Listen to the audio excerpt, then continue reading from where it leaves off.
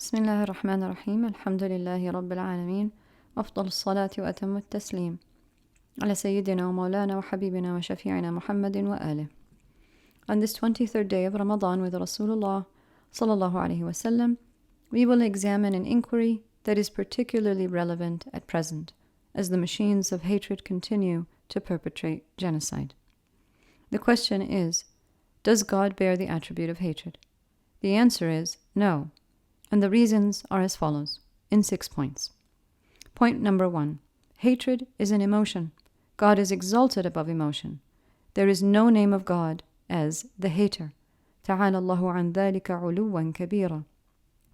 Point 2. There is no reference in the Quran or Sunnah to God hating a specific person. Even when mentioning the worst of the worst, which is Pharaoh, the Quran simply describes him and his evil deeds. Number 3. All textual references in the Quran and Sunnah pertaining to the action of God disliking something relates to beliefs, actions, and spiritual states. Thus, all these references represent a guidance to humanity regarding what is harmful to them. So, in reality, any reference to God disliking or hating something is an instructive mercy.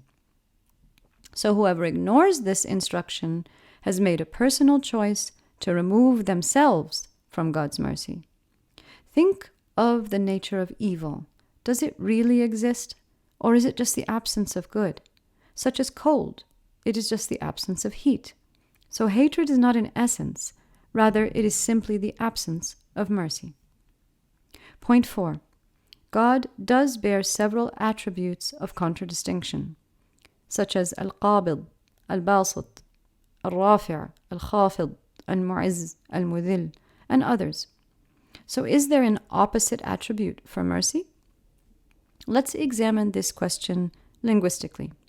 Is hatred the antonym of mercy? ضد كلمة الرحمة الشدة والقسوة والعنف. The antonym of the word rahmah, mercy, is harshness, hard-heartedness, and bruteness.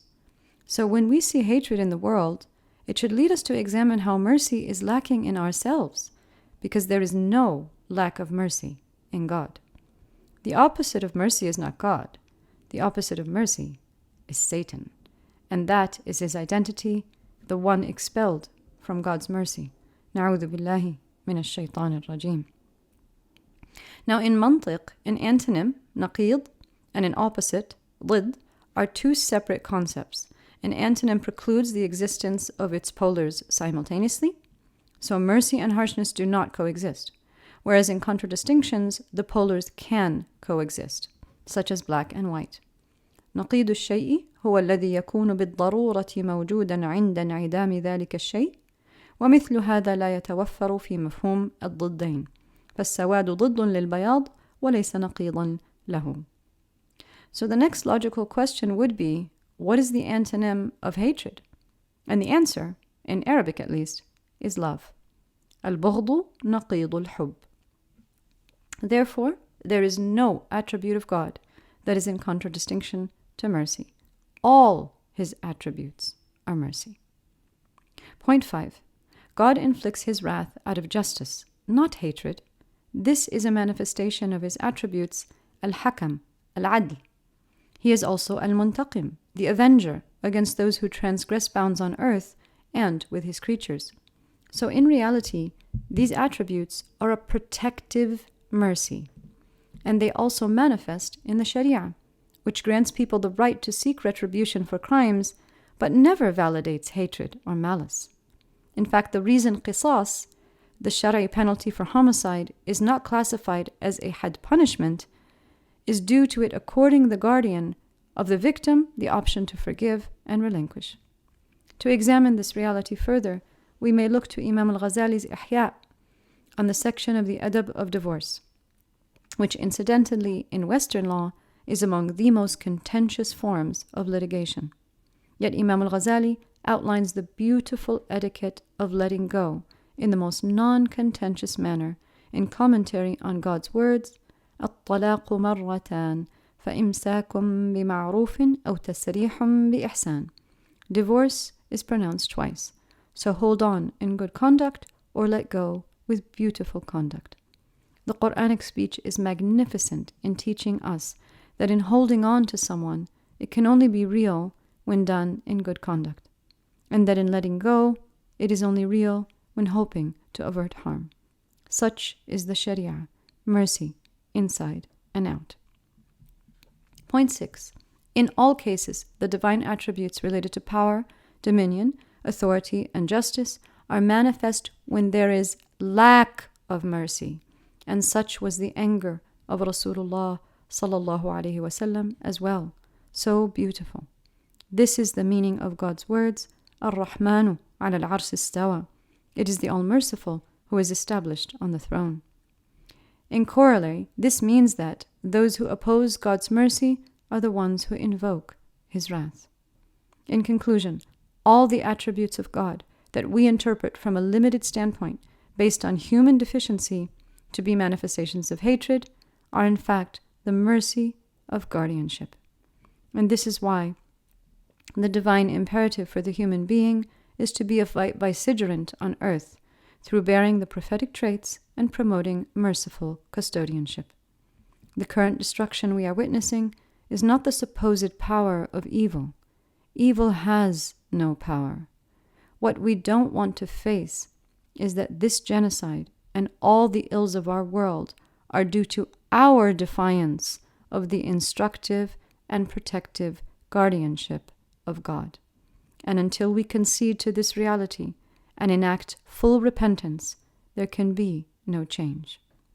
Evil has no power. God stands with the good forever.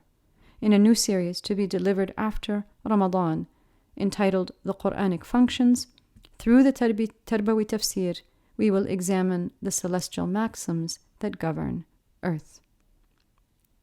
يا داود إنا جعلناك خليفة في الأرض فاحكم بين الناس بالحق ولا تتبع الهوى فيضلك عن سبيل الله إن الذين يضلون عن سبيل الله لهم عذاب شديد بما نسوا يوم الحساب.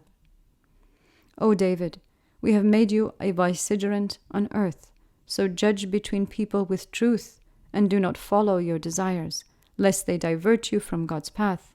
Those who wander from His path will have a painful torment for having ignored the day of reckoning. This verse mentions Sayyiduna Dawood alayhi salam, but it is part of the Muhammadan address.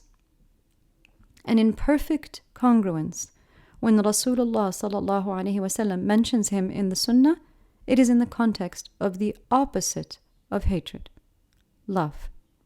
عن أبي الدرداء قال قال رسول الله صلى الله عليه وسلم كان من دعاء داود يقول اللهم إني أسألك حبك وحب من يحبك والعمل الذي يبلغني حبك اللهم اجعل حبك أحب إلي من نفسي وأهلي ومن الماء البارد. قال وكان رسول الله صلى الله عليه وسلم إذا ذكر داود يحدث عنه قال كان أعبد البشر. Rasulullah sallallahu alaihi wasallam said, from the supplication of Dawood was, My Lord, I ask you for your love, and the love of those whom you love, and the deeds that lead me to your love. My Lord, make your love more precious to me than my own self, my own family, and even cold water upon thirst. Rasulullah sallallahu alaihi wasallam, upon mentioning Sayyiduna Dawood, would further say he was the most devout of humanity. رواه الترمذي وقال هذا حديث حسن غريب. اللهم آمين. اللهم اجعلنا واجمعنا في أمة المحبة.